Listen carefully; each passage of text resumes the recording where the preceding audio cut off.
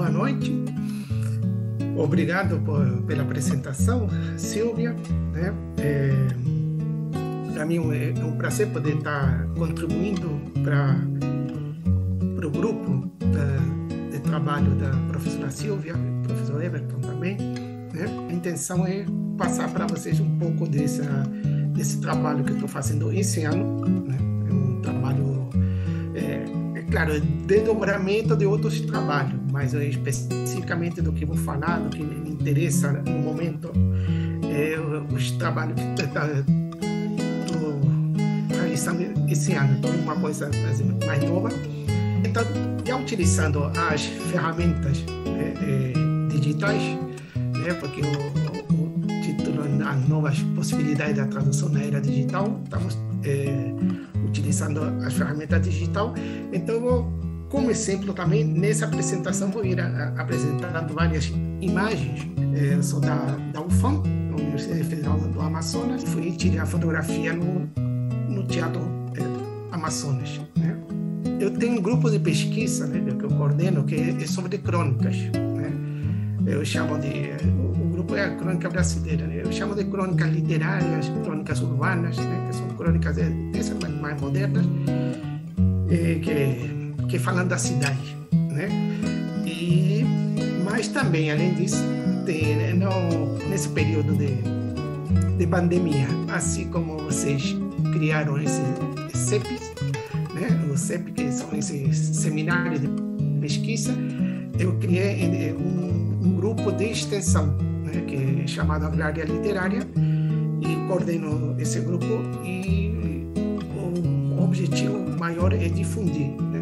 Levar o nosso conhecimento, a nossa experiência para a comunidade. Então, é aberto e funciona via internet. E temos um canal em YouTube, né, que chama Agrária Literária. Temos Instagram, Facebook, blog. Eu fiz o doutorado na Universidade Federal de Santa Catarina, e em breve eu vou fazer mais um. Eu fiz em tradução clássica, né?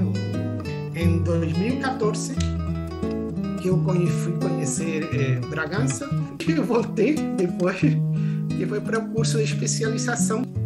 E hoje, o que eu trago para vocês é uma palestra que deu o título de As Novas Possibilidades da Tradução na Era Digital.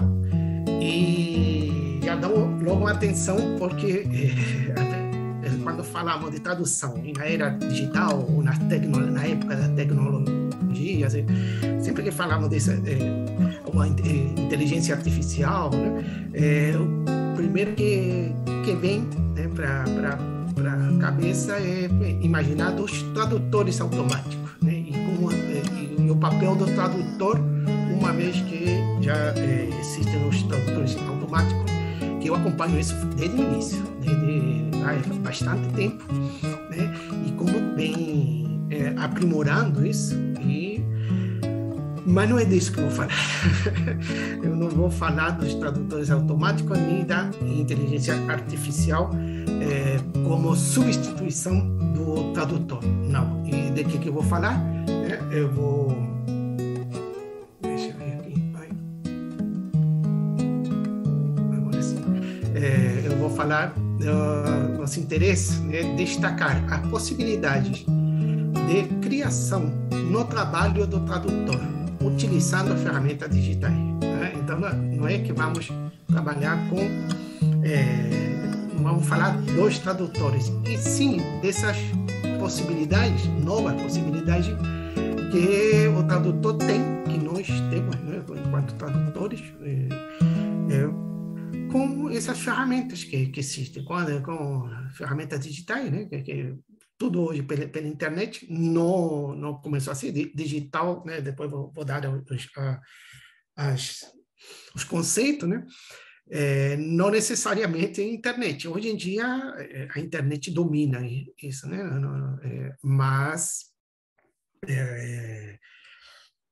cada vez mais, né, a internet domina isso. Mas em termos das ferramentas, e que, claro, essas ferramentas, muitas estão de alguma forma gratuitas na internet. né? Então, o resumo que eu enviei, eu vou ler aqui para vocês, na área da tradução, como em tantas outras, praticamente todas, né? Os recursos digitais estão cada vez mais presentes, né? Por este motivo, ao falarmos de tradução, não podemos ignorar a internet e suas múltiplas ferramentas disponíveis, muitas vezes de forma gratuita. Para além dos tradutores automáticos que têm como base a chamada inteligência artificial, há outras possibilidades de interação entre a tradução e as ferramentas digitais, né? Isso que me interessa. Nesta ocasião, nós propomos falar sobre as novas experiências de tradução potencializadas com a utilização de recursos digitais disponíveis em internet. Tá? Então, já estou falando, né, dessas novas experiências. Tá? Ou seja, são as minhas experiências, né? De quem já trabalha com tradução, claro. Então, e como essas novas experiências ficam mais potentes, né?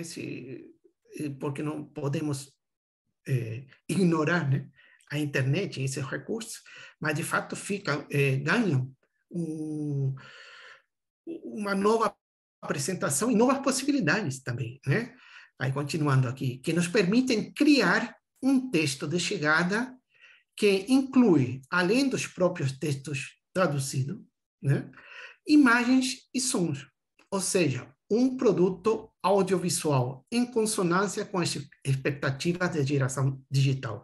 Então, a maioria que deve estar aqui conectado deve ser dessa geração digital, né? Já nasceram com um celular na mão, né? Eu trabalho com curso de letra, né? Formação de professores, então estamos aí acompanhando sempre que muda a base nacional comum curricular, né, que agora no ensino médio teve umas mudanças interessantes, né, e também eu acompanho o projeto nacional do livro e material didático. Antigamente era do livro didático, né? Agora é livro e material didático. E se vocês forem ler, não sei, quem estuda letra talvez já tenha lido, creio que é interessante ver, porque são as mudanças atuais, né, principalmente no ensino médio, né, e essas propostas vêm antes da pandemia, antes do 2020, tá? Onde está presente lá o material digital, né? Então já se sabia, né? Para quem estava dormindo, o Covid acordou a gente mostrando de que, bom, as possibilidades digitais, né, essas ferramentas digitais já existiam, né, existia o ensino à distância, já existia, né, e que agora se faz necessário e não temos como ignorar. Isso é educação, e por isso que quem está na graduação, quem lida com isso, está preocupado em formar professores, né, ou quem quer está estudando para ser professor, tem que acompanhar essas mudanças, essas propostas, né, de que, bom, agora tem material digital. Em breve, e eu acredito que seja em pouco tempo, já não vai ter mais livro didático em papel. Com a tradução também, né? Não temos como ignorar que existe.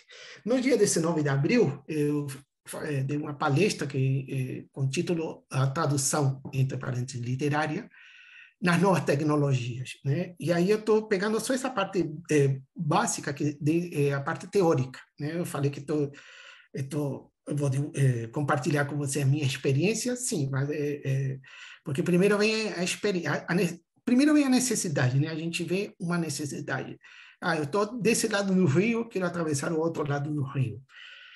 Para dar um exemplo bem da região amazônica, que a gente vê em Manaus, então sempre tem um rio ali que a gente precisa ir para outro lado, temos que atravessar o rio.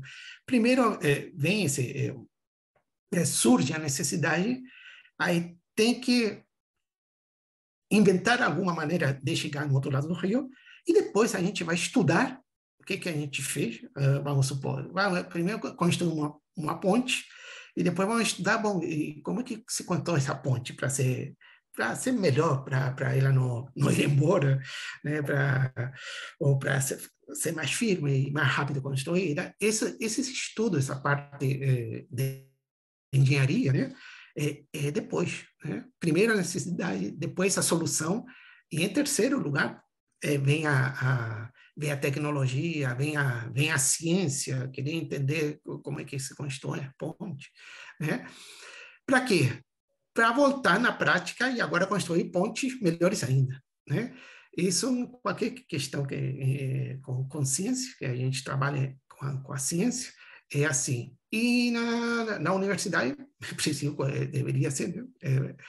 Todo, todo estudo científico. Isso científico significa que com a utilização da ação, né? E toda a ciência tem uma teoria, né? E se você vai fazer também pesquisa, você tem que ter não só uma teoria específica para cada ciência, como também uma metodologia da pesquisa específica para cada ciência. E se a gente vai fazer um estudo, uma crítica, né? Temos que ter critérios, né? Então, se estamos trabalhando, por exemplo, da literatura, que é minha área, se eu vou fazer um comentário, uma crítica sobre uma obra literária, eu tenho que ter critérios literários, né? Eu não posso chegar e dizer, não, esse poema ou esse conto, um conto que eu li quando criança, fiquei encantado, é muito bonito, eu gostei muito. Isso, quais são os critérios? Não? Critérios psicológicos são na área de psicologia, né? Aqui, se estamos trabalhando em literatura, os critérios têm que ser literários, né? Então, se eu gostei ou não gostei, isso não é um critério literário, né?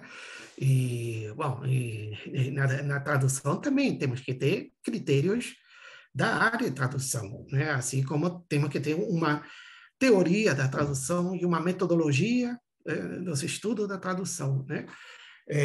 Então, por mais que eu diga que eu estou partindo de uma prática que já pressupõe uma teoria. Né? Não estou às cegas para ver o que dá. Não.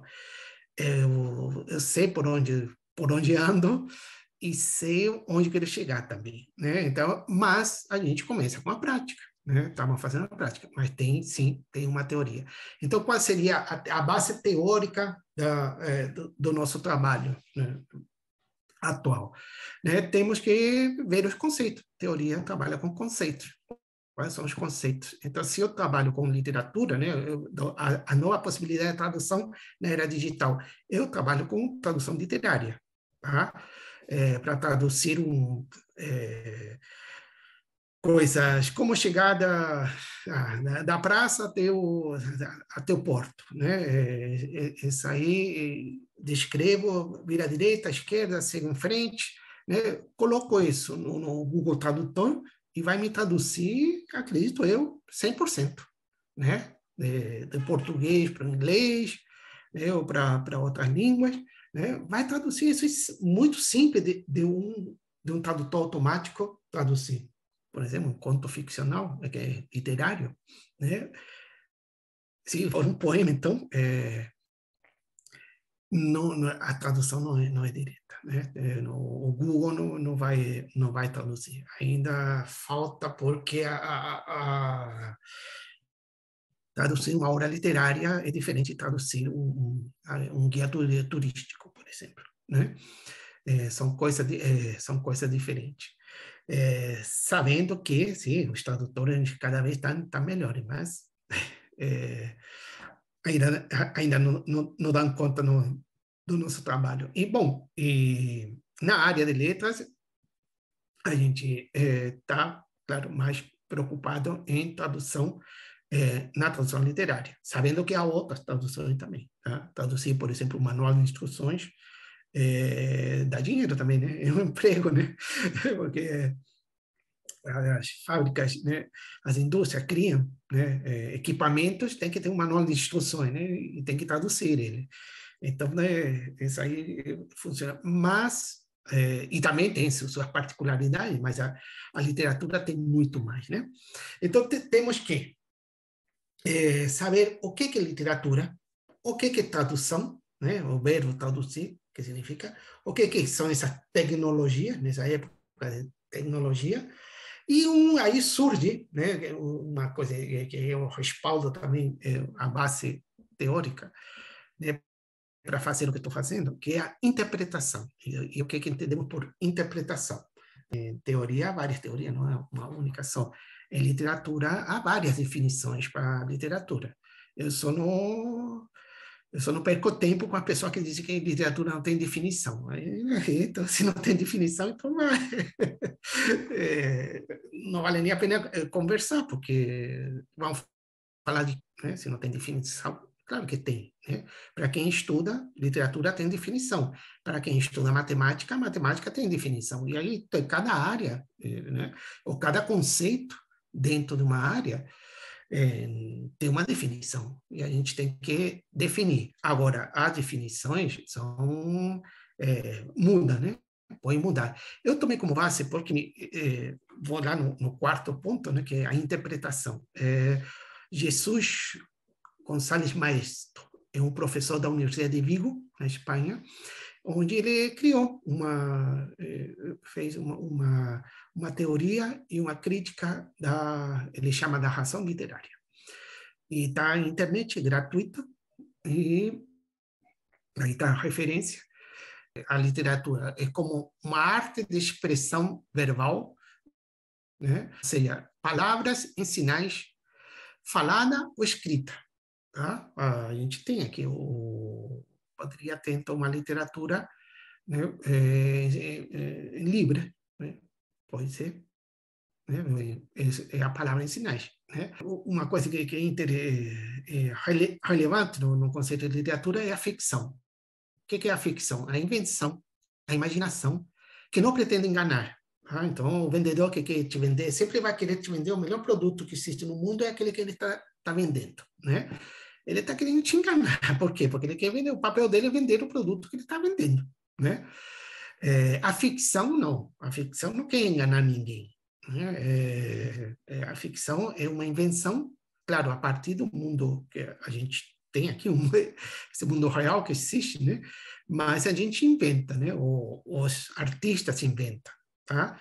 Então, você tem essa... E essa aí não é pouca coisa, né? Porque tem gente que, por exemplo, pensa que um ensaio literário, né, é literatura. E aí isso é só para colocar um exemplo do que seria um texto sem ficção, porque o ensaio literário, apesar de falar de literatura, não é ficcional. Né? Então, se não é ficcional, não entra aqui na categoria de literatura. Tá? Então, o ensaio seria outra coisa. Por não ter ficção. E tá, essa que é interessante aqui são os 4 elementos da literatura, que seriam o autor, que é o artífice, quem cria a obra criada, né, que é a obra literária, e entra aqui também o leitor, né? Também o leitor, não é a morte do autor porque entra o leitor, não. Tem o autor, tem a obra, e tem o leitor, que, né, porque se não há leitor, não há literatura. E está um intérprete, que esse maestro chama de transdutor, é um termo vem da biologia, né? Que o tradutor é aquele que transmite, mas na hora que transmite também alguma coisa própria, né? Então, a literatura intérprete ou transdutor, né? Seríamos nós, professores, somos nós que lemos para os outros. Né? Então, o professor lê para os seus alunos, porque ao fazer uma interpretação, está lendo para passar para seus alunos ou para quem for. Mas também seria um intérprete, um tradutor, por exemplo, o editor, que decide que livros publica, que livros não publica. Né? A livraria, né? Que livro vende, que livro não vende. E para quem vende. Né? Então, há vários. Esses intérpretes não é somente nós professores. Né? Apesar de que para nós, o que interessa em termos literários é o intérprete enquanto professor, enquanto crítico literário, é bem mais interessante porque se o autor está vivo, pode voltar para o autor e dialogar com o autor. Isso cria novas experiências, novas possibilidades, né? E o que entendemos por tradução, então? Traduzir de traslado, né? Essa é a palavra da tradução, se vem de traslado, de ir ou levar de um lugar para, de uma língua para outra, né? E que é verbal, né? É a língua, né, que está aí. E tecnologia seria uma tecnologia de comunicação, né? Temos que ver também, hoje em dia se dá muito valor à chamada cultura, né? E há quem afirme que a língua é cultura. Aí teríamos que ver exatamente o que seria essa cultura, o que definimos por cultura, né? Mas, em princípio, a língua é uma tecnologia de comunicação, né? E a tradução também seria uma tecnologia de comunicação. Então, para me comunicar com outra pessoa que não fala a língua, aí eu tenho que traduzir para essa língua, né? Então, com a tecnologia, tá? A outra questão da tradução que pode ser entendida como explicar ou interpretar, tá? Um texto verbal, tá? E isso é interessante, aí que vem a questão de interpretar, porque, por exemplo, um poema não é a mesma coisa um poema escrito do que declamado, tá? E se for uma canção que tem música e tem letra, tá? Tem que ser cantada, tá? E se for teatro, um texto dramático, tem que ser representado, tá? E essa representação é o quê? É uma interpretação, tá? Então, esse interpretar, vamos ver que tem mais de um sentido, né? E, bom, e existe a chamada tradução literal, que é diferente da tradução literária, né? A literal é quando palavra por palavra, né? E a literária seria uma tradução mais livre, uma tradução que considera que é interpretada, né? Se a gente vai traduzir um livro, um livro ficcional, o tradutor tem que interpretar, saber o que está tá traduzindo, porque no texto tem metáforas, né? Tem aquelas possibilidades todas que não é que diferenciam de um texto, não sei, de uma notícia jornal, por exemplo, né? São coisas diferentes. E a tecnologia, o que seria a tecnologia? Do grego tekine, né? E tekine, tecno, e logia vem de logos, que é a razão. Então, o uso da razão para arte. Esse tekine para os gregos vem de arte, mas de artifício, né?